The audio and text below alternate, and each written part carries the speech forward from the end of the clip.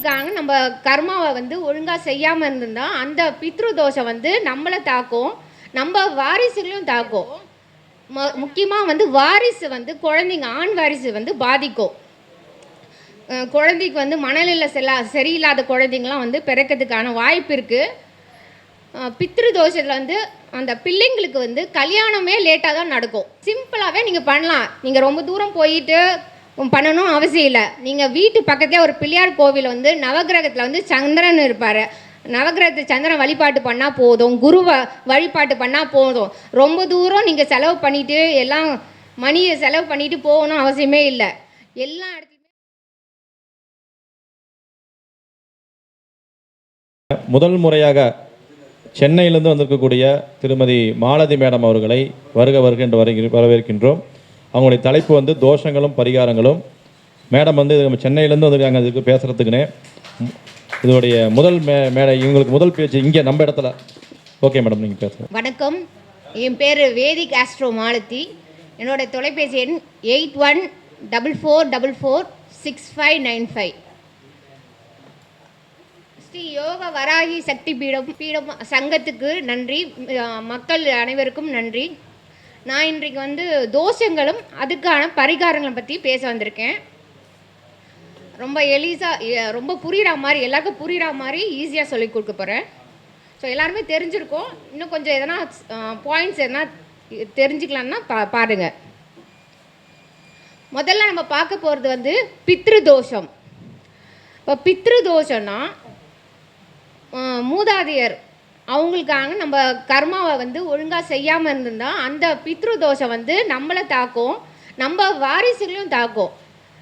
அதனால் பெற்றோர்களை வந்து நல்லா கவனிச்சுக்கணும். முதல்ல அவங்களுக்கு வந்து அவங்க வந்து சம்டைம்ஸ் சில பேர் சொல்கிறாங்க, அம்மா அப்பா வந்து எல்லார் வீட்லேயும் எல்லாரும் அம்மா அப்பா நல்லா பார்த்துப்பாங்க, இருந்தாலும் கோடியில் ஒருத்தர் பேரண்ட்ஸ் வந்து நல்லா கவனிக்கலாம் அப்படின்னு அவங்க அப்படி தான் அப்படின்னு நிறைய பேர் ஆசிரமில் விடுறது அதெல்லாம் பண்ணுறாங்க. ஸோ அப்படிலாம் இல்லாமல் நல்லா பெற்றவங்களை வீட்டில் வச்சு கவனிச்சுக்கிட்டு அவங்களுக்கு தேவையான பணிகளாக செஞ்சுக்கிட்டு அப்படின்னா இந்த பித்ரு தோஷம் கண்டிப்பாக வந்து நம்ம குடும்பத்தை வந்து தாக்காது, நம்ம குழந்தைங்களையும் வந்து பாதிக்காது. ஸோ மெயின் பாயிண்ட்ஸ் மட்டும் நான் நிறையா சொல்கிறேன்.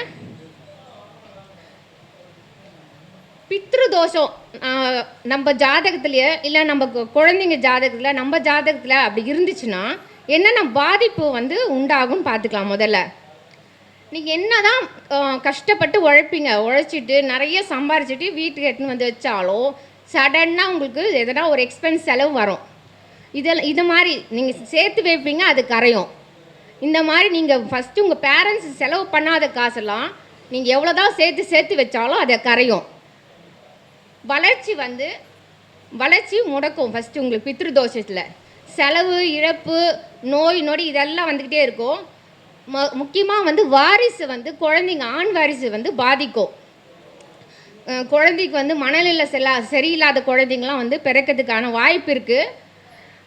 பித்ரு தோஷத்தில் வந்து அந்த பிள்ளைங்களுக்கு வந்து கல்யாணமே லேட்டாக தான் நடக்கும். இல்லை அந்த கல்யாணத்தில் வந்து குறைபாடு இருக்கிற மாதிரி இருக்கும், மாமனார் மாமியார் இல்லாத மாதிரி, இல்லை மச்சினார் அந்த மாதிரி முக்கியமான ரத்த சொந்தங்கள்லாம் வந்து அந்த நம்ம குழந்தைங்களுக்கு கிடைக்காத மாதிரி இருக்கும். எப்போ பார்த்தாலும் குழந்தைங்க வீட்டில் வந்து பிரச்சனை, வீட்டில் சண்டை, இந்த மாதிரிலாம் ஒரு அசுப நிகழ்ச்சிகள்லாம் வந்து நடந்துக்கிட்டே இருக்கும். பித்ரு தோஷம் அதனால் பாதிப்பு இது. ஸோ நமக்கு இந்த பித்ரு தோஷத்தை வந்து எப்படி வெளியில் வர்றது அப்படின்னு பார்த்தா, மகாலயா அமாவாசைன்னு சொல்லுவாங்க, புரட்டாசி அமாவாசை. அந்த அமாவாசை வந்து நீங்கள் ஒரு வாட்டி வந்து அவங்க பித்ருக்கான கடமைகள் நீங்கள் செஞ்சிங்கன்னா உங்களுக்கு கண்டிப்பாக வந்து அந்த பித்ரு தோஷம் கம்மியாகும். சரி, மாதம் அமாவாசை கண்டிப்பாக நீங்கள் செய்யணும். அப்படி செய்ய முடியாதவங்க வந்து இந்த புரட்டாசி அமாவாசை கண்டிப்பாக செஞ்சால் போதும். அது ஒரு வருஷத்துக்கு நீங்கள் செய்யாத விட்ட பலனை வந்து உங்களுக்கு கண்டிப்பாக கொடுக்கும்.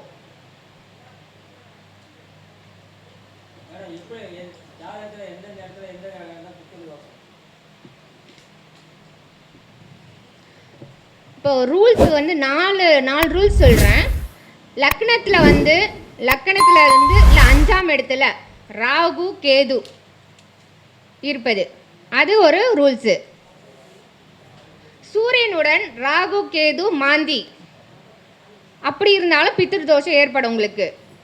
சந்திரனுடன் ராகு கேது மாந்தி இதில் எதனா ஒன்று இருந்தால் தான் போதும் பித்ரு தோஷம் ஏற்படும்.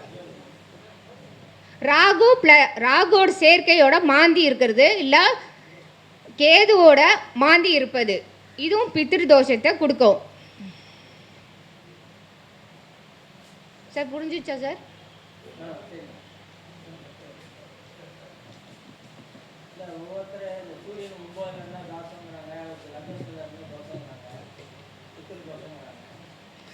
சார் நான் இப்போ சொன்ன ரூல்ஸ் வந்து நீங்கள் அப்ளை பண்ணிக்கிங்க. சொன்ன ரூல்ஸ் நீங்கள் அப்ளை பண்ணி வச்சுக்கோங்க. டவுட்ஸ்னால் அப்புறம் கடைசியாக கேளுங்க.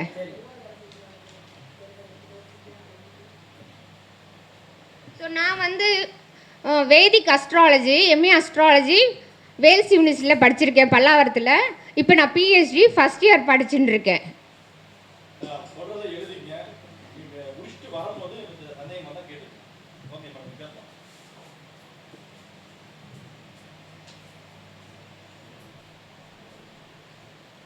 இப்போது சனிக்கிழமையில் வந்து நம்ம வந்து பித்ருக்கு யூஸ்வலாகவே நம்ம சனிக்கிழமையில் வந்து கொடுக்கலாம்.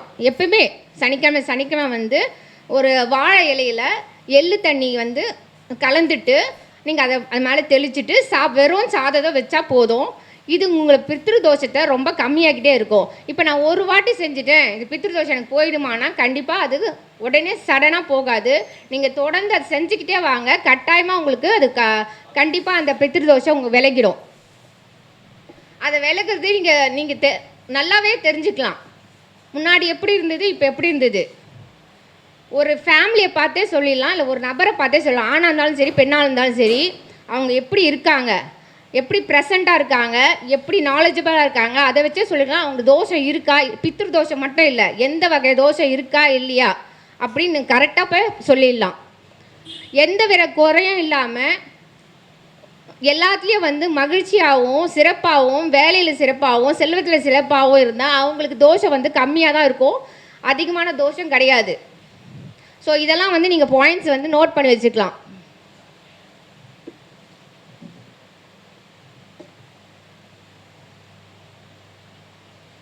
ஸோ பித்ரு தோஷம் எதனால் வருதுன்னு நான் ஏற்கனவே சொன்னேன். பெற்றோரை வந்து கவனிக்காமல், இல்லை முன்னாடி வந்து நம்ம தாத்தா பாட்டி அவங்களையும் கவனிக்காமல் அவங்களுக்கு வந்து சரியாக நம்ம அவங்க நிறைய செஞ்சுருப்பாங்க நம்ம குடும்பத்துக்கு. ஆனால் அலட்சியமாக விட அவங்க வயசான அப்போ வந்து அலட்சியமாக விடுறது, அவங்கள கவனிக்காமல் அவங்க இறக்க சொல்ல நல்லா கவனிக்கலாம்னா அவங்க ஒரு நிமிஷம் வந்து நம்ம இவ்வளோ இந்த குடும்பத்துக்காக செஞ்சு நம்ம கஷ்டப்படுறோம், அதனால் இருக்கிற வரைக்கும் அவங்கள வந்து நல்லபடியாக பார்த்துக்கணும். ஸோ இதை எப்படி நம்ம வந்து தோஷ பரிகாரம் சொல்கிறேன், நான் பித்ரு தோஷத்துக்கான பரிகாரம் சொல்கிறேன். இப்போது நீங்கள் நம்ம யூஸ்வலாக வந்து ஈஸியாக பண்ணிக்கணும். என்னால் வந்து ரொம்ப காசி ராமேஸ்வரம்லாம் போக முடியாது, நான் வந்து வீட்லேயே பண்ணணுன்னா நான் சொன்ன சனிக்கிழமை வழிபாடு செய்யுங்க. அதுக்கப்புறம் வந்து அமாவாசை மாதம் அமாவாசையை செய்யுங்க. மாதம் அமாவாசைக்கான பூஜையை செய்யுங்க. ஒருபொழுது நீங்கள் அந்த எள்ளை தள்ளிச்சிட்டு அந்த சாப்பாடு வச்சா போதும். அப்படி நீங்கள் வந்து சரி மந்த்லி ஒன்ஸ் தான் நான் பண்ணுறேன், மகாளி அமாவாசை, அதாவது மகாலியா அமாவாசை சொல்லுவாங்க. அந்த அமாவாசை வந்து நீங்கள் ஐயரை கூப்பிட்டும் பண்ணலாம், இல்லை உங்கள் வீட்டில் அப்பா இருந்தாலும் சரி, பிரதர்ஸ் கூட பிறந்த இருந்தாலும் சரி, சித்தப்பா இருந்தாலும் சரி, அவங்கள வச்சும் நீங்கள் இந்த பரிகாரத்தை நீங்கள் பண்ணிக்கலாம். பெண்கள் சொல்கிறேன், ஆண்கள் இல்லாதப்போ பெண்கள் செய்யலாம். கணவரும் வந்து பெண்கள் சார்பாக கணவரும் இதை செய்யலாம். ஸோ ராமேஸ்வரத்துக்குலாம் போயிட்டு நீங்கள் வந்து அந்த குளித்தாலே உங்களுக்கு அந்த பித்ரு தோஷம் வந்து கண்டிப்பாக கம்மியாயிடும்.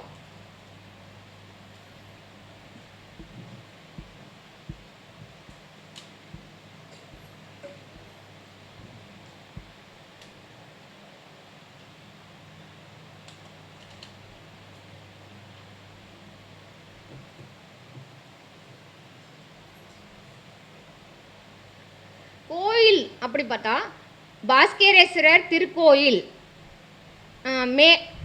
மேலே உள்ளூர் போட்டிருக்கு, தஞ்சாவூர். அங்கே போயிட்டு நீங்கள் 48 முறை வந்து வீதி விழான்னு சொல்லுவாங்க, அந்த கோயிலை வீதி விழா போனீங்கன்னா உங்களுக்கு அந்த பித்ரு தோஷம் கண்டிப்பாக கம்மியாகும். அங்கே வந்து நீங்கள் சூரிய வழிபாடு பண்ணணும். மேலலூர், தஞ்சாவூர் மாவட்டம்.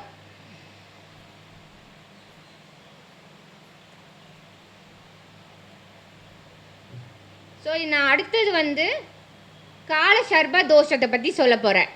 இப்போ கால சர்ப தோஷம்னா கிரகங்கள், எல்லா கிரகங்களும் வந்து ராகு கேது அப்படி எண்டாவதுக்கு உள்ள, அதுக்குள்ள எல்லா கிரகங்களும் இருக்கும். அதாவது லக்கணம் உள்பட எல்லா கிரகங்களும் அது உள்ளே இருக்குது. ஒரு சைடு அப்படியே காலியாக இருக்கும், ஒரு சைடு மட்டும் எல்லா கிரகங்களும் இருக்கும். இது மாதிரி இருக்குது. ராகு டு கேது வந்து எல்லா கிரகங்களும் இருக்கிறது. இன்னொன்று என்னன்னா கேது டு ராகு எல்லா கிரகங்களும் இருக்கிறது. இப்போது கால சர்ப தோஷம் இருந்தால் நிறைய பேர் சொல்லுவாங்க, இல்லை இந்த சம்டைம்ஸ் வந்து இந்த ஜாதகத்தையே வந்து கல்யாணத்துக்காக எடுக்க மாட்டாங்க. அப்படி கிடையாது. கால சர்ப தோஷம் சொல்கிறது வந்து யோகமாக தான் நம்ம எடுத்துக்கலாம். இன்னும் ஒன்று, அது வந்து கொஞ்சம் ஆரம்பத்தில் 35 வயசு வரைக்கும் உங்களுக்கு முதல்ல ரொம்ப ரொம்ப கஷ்டத்தை தான் கொடுக்கும். அதை நீங்கள் தாண்டி வந்துட்டீங்கன்னா 35 வயசுக்கு மேலே, அதாவது அசுப வெற்றின்னு சொல்லுவாங்களா, அந்த மாதிரி வெற்றியை கொடுக்கும். நீங்கள் ராகு கேது அந்த மாதிரி கால சர்ப தோஷத்தோட ஆணோட ஒரு பெண் ஜாதகத்தை சேர்க்குறீங்கன்னு நினச்சிங்க, அப்போ கல்யாணம் ஆன புதுசில் அவங்க ரொம்ப கஷ்டப்படுவாங்க. அவங்க வந்து பிறந்தப்பவும் ரொம்ப கஷ்டப்பட்டிருப்பாங்க. இன்னொன்னா சாப்பாட்டுக்கே ரொம்ப கஷ்டப்பட்டிருப்பாங்க. உண்மையை சொல்லப்போனால் நிறைய நீங்கள் யாரும் விசாரிச்சு தான் பாருங்கள், இல்லை ஜாதகத்தை பார்த்து கேளுங்க உங்கள் கஸ்டமர்கிட்ட. அதாவது சாப்பாடு தான் ரொம்ப கஷ்டமாக இருக்கும், ரொம்ப விரக்தி. படிப்பு தான் அவ்வளோவா வந்து அவங்க சாப்பாடே இல்லை, இது மாதிரி எந்த ஒரு பெஸ்ட்டாக திங்ஸ் அவங்களுக்கு கிடைக்கலன்னா அவங்களுக்கு எல்லாமே விரக்தியாகவே இருக்கும். என்னடா இருக்குது, இப்படி இருக்குது. அந்த மன தைரியம், எப்படியாச்சும் லைஃப்பில் வந்து முன்னுக்கு வரணும் அப்படி அவங்க நினச்சி அவங்க வந்து எதை பண்ணால் முன்னுக்கு வரலாம், எதை செய்யலாம் ஓயாமல் யோசிச்சுட்டே இருப்பாங்க. அப்படி செஞ்சு அவங்க வந்து 35 இயர்ஸ் மேலே அசுப வெற்றி. அதாவது இந்த காலசர்ப தோஷம் இருக்கவங்களுக்கு பணம் வந்து என்ன சொல்கிறது, சம்பாரித்து வரும்னு நான் சொல்லலை, அதிகப்படியான பணம் எப்படின்னா வரும். நீங்கள் வந்து காலசர்ப தோஷம் இருக்கவங்கள வந்து விசாரிங்க. அது இன்னொரு முக்கியமான பாயிண்ட்டு. ஒரு காலசர்ப தோஷம் இருக்கவங்க பெண்ணு மற்றொரு காலசர்ப ஆணை கல்யாணம் பண்ணால் ரொம்ப சிறப்பாக இருக்கும். அவங்க வந்து சின்னதாக வந்து பிரச்சனை வந்தாலும் அதை ஒரு 1 hour 2 hours அதுக்கு மேலே கண்டிப்பாக போகாது. ஏன்னா அந்த மாதிரி அந்த ராகு கேது ஒன்றா இருக்கும், அந்த ஒன்றா ஆக்கிடும் கண்டிப்பாக. அதனால் காலசர்ப தோஷம் வந்து ஆணுக்கும் பெண்ணுக்கும் இருந்தால் மேட்ச் பண்ணுங்கள். அதே மாதிரி இந்த இடத்துல தான் வந்து ராகு இந்த இடத்துல தான் இருக்கணும், பெண்ணுக்கு வந்து ராகு இங்கே தான் இருக்கணும் அப்படி கிடையாது. காலசர்ப தோஷம் எப்படி இருந்தாலும் நீங்கள் கல்யாணம் பண்ணலாம். அவங்க வாழ்க்கையில் ரொம்ப ஒத்துமையாக இருப்பாங்க. ரொம்ப வந்து அதாவது வளர்ச்சி வந்துகிட்டே இருக்கும். இது மாதிரி காலசர்ப தோஷம் இருக்கவங்க வந்து இங்கே, அதாவது நம்ம பிறந்த இடத்த விட கடல் தாண்டி போனாங்கன்னா இன்னும் சிறப்பாக இருக்கும். பயங்கரமான வளர்ச்சி வரும். இன்னொன்னா ஷேர் மார்க்கெட்டில் வந்து இந்த பாயிண்ட் நோட் பண்ணிங்க. ராகு கேதுனால ஷேர் மார்க்கெட்டில் காலசர்ப தோஷம் இருக்கவங்களுக்கு பயங்கரமான அதிர்ஷ்டம் வரும். அது வந்து ஆக்சுவலாக வந்து அது வரும், ஆனால் நமக்கு அந்த ஷேர் மார்க்கெட்டோட நாலேஜ் இருக்கணும். ஸோ நான் சொல்லிட்டேன்னு சொல்லி அப்படி சொல்லக்கூடாது, இன்வெஸ்ட் பண்ணக்கூடாது. அந்த ஷேர் மார்க்கெட் நாலேஜ் இருந்தால் தானாக வரும். அது மட்டும் இல்லை, நீங்கள் சும்மா வீட்டில் இருந்தாலும் கண்டிப்பாக பணம் வரும். இந்த காலசர்ப தோஷத்துக்கு அவ்வளோ பவர் இருக்குது. ஆனால் வந்து நிறைய பேர் சொல்கிறாங்க காலசர்ப யோகம்னு தான் சொல்கிறாங்க. இதை எதுக்காக தோஷம்னா, அந்த 35 வயசு வரைக்கும் உங்களுக்கு கஷ்டத்தை கொடுக்குறதுனால தான் அது வந்து தோஷன்றன. அந்த கஷ்டத்தை வந்து அவங்க வந்து வெளியில் வராங்க, அது எப்படியாச்சும் உடச்சிக்கிட்டு வெளியில் வருவாங்க. அதனால தான் வந்து அவங்களுக்கு வெற்றி வருது.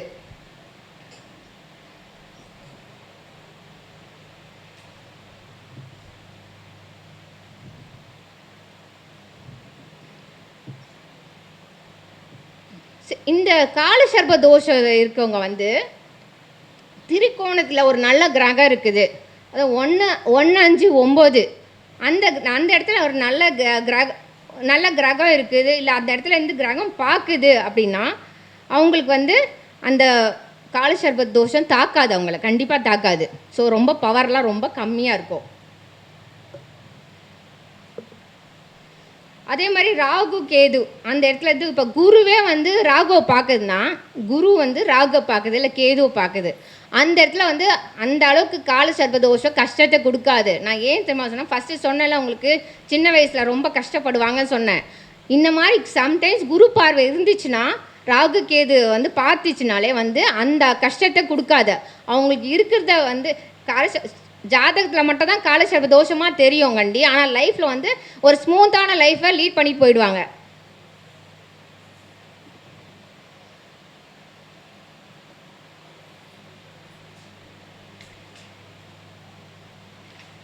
இப்போ நான் அடுத்தது வந்து சகட தோஷத்தை பற்றி சொல்ல போகிறேன். இப்போ சகட தோஷம்னா என்னென்னா, லைஃப்பில் வந்து திடீர்னு மேலே வருவாங்க, நிறைய காசு பணம் சேர்த்துருப்பாங்க, திடீர்னு வந்து சடனாக வந்து டவுனில் வந்துடுவாங்க. இதெல்லாம் வந்து பிஸ்னஸ் பண்ணுறவங்கக்கிட்ட நீங்கள் அந்த மாதிரி பண்ணுறவங்க ஜாதகத்தில் நீங்கள் பார்த்துருக்கலாம் சகட தோஷத்தில்.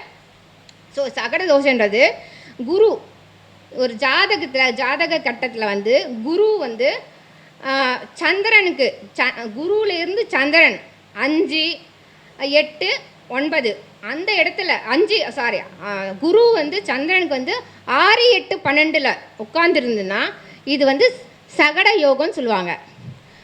குருலேருந்து சந்திரன் 6, 8, 12 இருக்குது. இதில் எதுலையா ஒன்று இருக்குது அப்படின்னா இது வந்து உங்களுக்கு சகட தோஷம். உங்களுக்கு வந்து முக்கியமாக வந்து 6, 8 தான் வந்து ரொம்ப பவர்ஃபுல்லு. இந்த சக்கர தோஷம் இருக்குது. 12 வந்து உங்களுக்கு அவ்வளோ பவர்ஃபுல் இல்லை. அந்த இடத்துல வந்து சந்திரன் இருந்தாலும் உங்களுக்கு அந்த சக்கர தோஷம் கொடுக்காது. ஸோ நார்மல் லைஃப் தான் லீட் பண்ணுவாங்க. ஆனால் குருவில் இருந்து 6, 8 சந்திரன் உட்காந்துருந்தா இந்த மாதிரி லைஃப்பில் வந்து உங்களுக்கு அப் அண்ட் டவுனாக இருக்கும். நிறைய பணம் சம்பாதிப்பாங்க, திடீர்னு காசு கம்மியாகும், ரொம்ப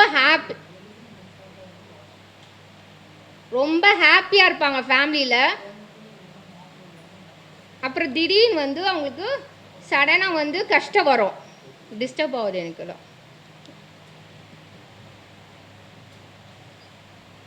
ஸோ இதுக்கு நான் ஒரு எக்ஸாம்பிள் சொல்கிறேன். சகடக தோஷத்துக்கு குரு வந்து மீனத்தில் இருக்கார்.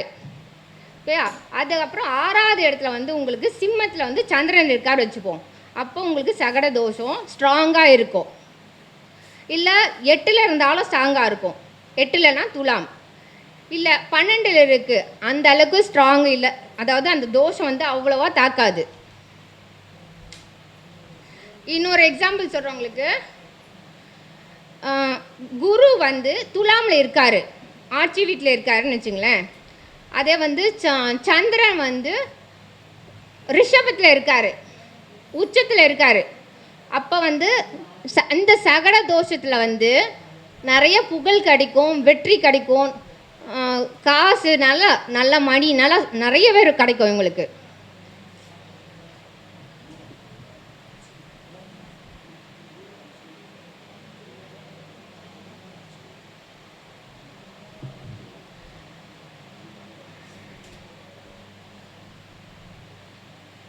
பேசுவா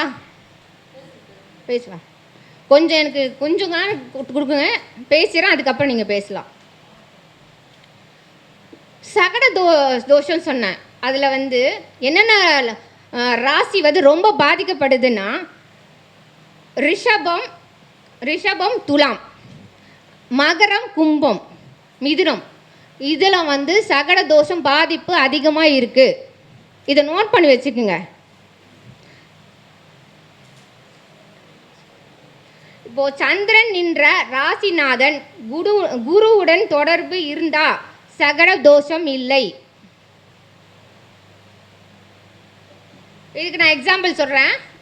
இந்த பாயிண்ட்டுக்கு நான் எக்ஸாம்பிள் சொல்கிறேன். இப்போ சந்திரன் வந்து உங்களுக்கு குரு வந்து கும்பத்தில் இருக்காரு, சந்திரன் வந்து உங்களுக்கு கன்னியில் இருக்காரு. அதோட அதிபதி புதன், அந்த புதன் வந்து உங்களுக்கு மிதுனத்தில் இருக்கார். உங்களுக்கு குரு பார்வை 5ஆம் பார்வையாக பார்க்குது. ஸோ இது வந்து உங்களுக்கு சகட தோஷம் அந்த அளவுக்கு பாதிப்பை தராது.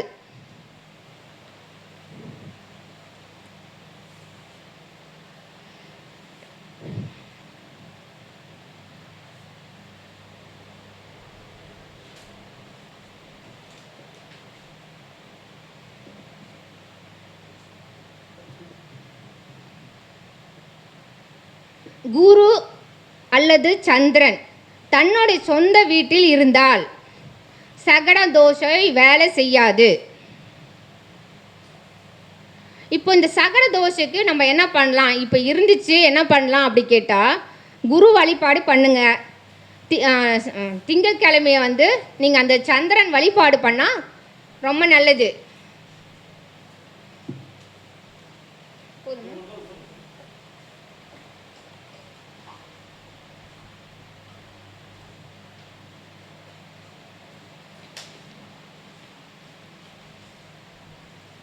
ஸோ அடுத்தது வந்து நான் அந்த தோஷத்தை பற்றி சொன்னேன். வழிபாடுன்னு பார்த்தா சந்திரன் வழிபாடு பாருங்கள், சிம்பிளாகவே நீங்கள் பண்ணலாம். நீங்கள் ரொம்ப தூரம் போயிட்டு பண்ணணும் அவசியம் இல்லை. நீங்கள் வீட்டு பக்கத்துலேயே ஒரு பிள்ளையார் கோவில் வந்து நவகிரகத்தில் வந்து சந்திரன் இருப்பார்.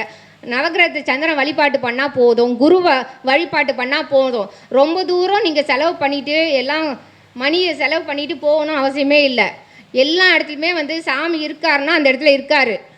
வீட்டுக்கு எதிர்க்கே நீங்கள் கும்பிட்டுக்கலாம். இன்னும் கேட்டால் நீங்கள் எங்கே இருக்கீங்களோ அங்கே கும்பிட்டா தான் உங்களுக்கு நிஜமாலே பவர் கண்டிப்பாக கிடைக்கும். இருக்கிற பக்கத்தில் இருக்க சிவன் கோயில் விட்டு ரொம்ப தூரம் சிவன் கோயில் போகணுன்னு அவசியம் கிடையாது. அந்த இடத்துல நீங்கள் டெய்லியும் போய் பிரார்த்தனை பண்ணுங்கள். நீங்கள் ரொம்ப தூரத்துக்கு போகிற பயனோட இது கண்டிப்பாக உங்களுக்கு அதிக பலனை கண்டிப்பாக தரும்.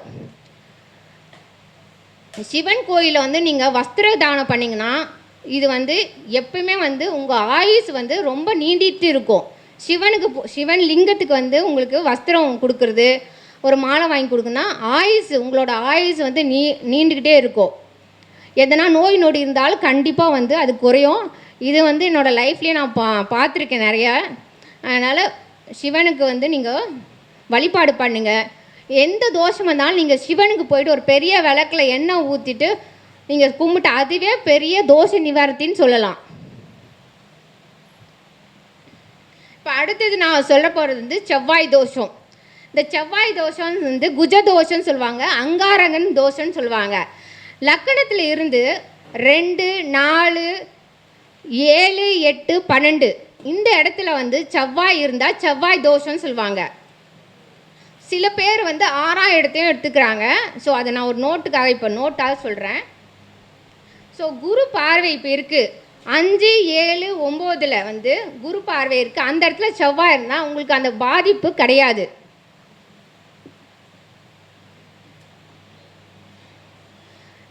இன்னொரு பாயிண்ட் ஏதோ சொல்கிறேன், நோட் பண்ணிக்கலாம். நீங்கள் யாராவது தெரியாத நோட் பண்ணிக்கலாம், எல்லாம் தெரிஞ்சவங்க தான் இருக்கீங்க. ஸோ யாருக்கா தேவைன்னா நோட் பண்ணுங்க. மேஷம் விருச்சிகம் ராசியில் இருந்தால் செவ்வாய் இருந்தால் தோஷம் இல்லை. மேஷம் விருச்சிகம் அதில் செவ்வாய் இருந்தால் உங்களுக்கு தோஷம் இல்லை.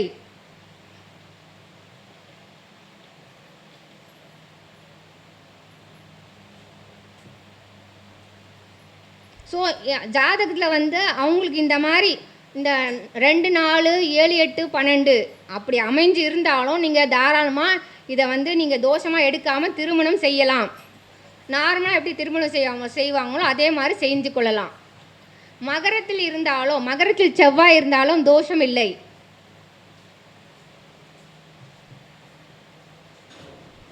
ஸோ செவ்வாயினாலே வீட்டில் வந்து ரொம்ப வந்து அப்படியே செவ்வாய் வந்து லக்கணத்தில் இருந்தாலும் சரி வீட்டில் வந்து உக்கிரமாக தான் இருப்பாங்க. ஹஸ்பண்டாக இருந்தாலும் சரி ஒய்ஃபாக இருந்தாலும் சரி. ஸோ அதை வந்து நம்ம எப்பயுமே வந்து ஜாதகத்தை மட்டும் இவங்களுக்கு செவ்வாய் வந்து லக்கணத்தில் இருக்குது கோமாக தான் இருப்பாங்க அப்படி இல்லை. நீங்கள் மெடிடேஷன் பண்ணுங்கள்.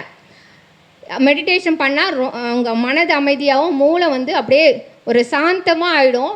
அப்போ உங்களுக்கு வந்து அந்த கோபம் வராது.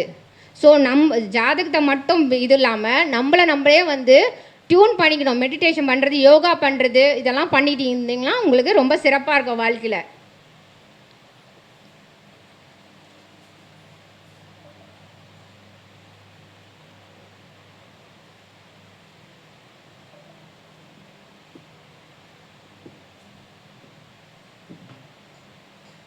இப்போ செவ்வாய் தோஷம் கடுமையாக இருந்ததுன்னு நினச்சிங்களேன், 8ல் செவ்வாய் இருக்குது அப்படி இருக்குது, இல்லை 7ல் இருக்குது. 7ல் இருந்தால் கலத்துற ப்ராப்ளம் வரும், உங்களுக்கு கல்யாணத்தில் ப்ராப்ளம் வரும்.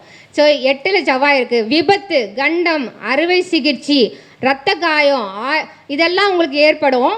ஸோ இதெல்லாம் தவிர்க்கணும்னா நீங்கள் நீங்கள் இப்போ எல்லாருக்குமே தெரியும், நான் சொன்ன மாதிரி நவக்கிரகத்தில் போய் செவ்வாய் வழிபாடு பண்ணணும், செவ்வாய் பகவானை வழிபாடு பண்ணணும்.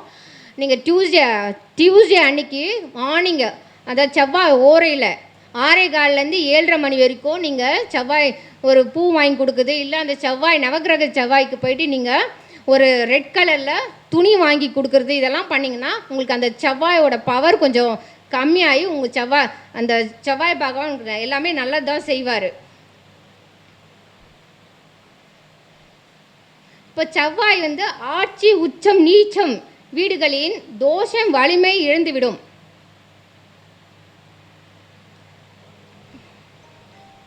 இப்போ குரு கூட வந்து செவ்வாய் சேர்ந்துருக்கு, இல்லை செவ்வாய் வந்து இருக்குது, அது கூட குரு சேர்ந்திருந்தாலும் சரி, சனி சேர்ந்திருந்தாலும் சரி, சூரியன் இணைவு, அதாவது இணைவு சேர்ந்திருந்தாலும் சரி, செவ்வாய் ராகு, செவ்வாய் கேது, இந்த மாதிரி இணைவு ஏற்படுத்தினாலும் வலிமை இழந்துவிடும், அதாவது செவ்வாய் நிவர்த்தி ஆகிவிடும்.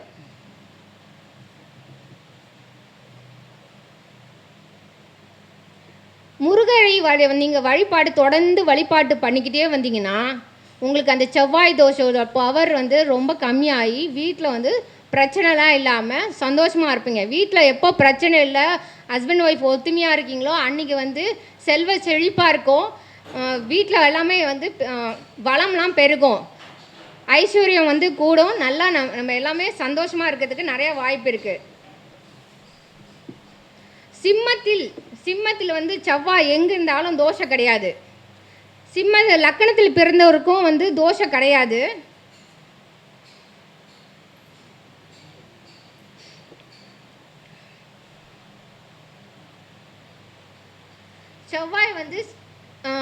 செவ்வாய் வழிபாடுனா நீங்கள் வந்து துர்கை அம்மன் இருக்காங்களா, அவங்கள நீங்கள் வழிபாடு பண்ணிங்கன்னா அந்த ஆக்ரோஷமும் கம்மியாகும் உங்களுக்கு.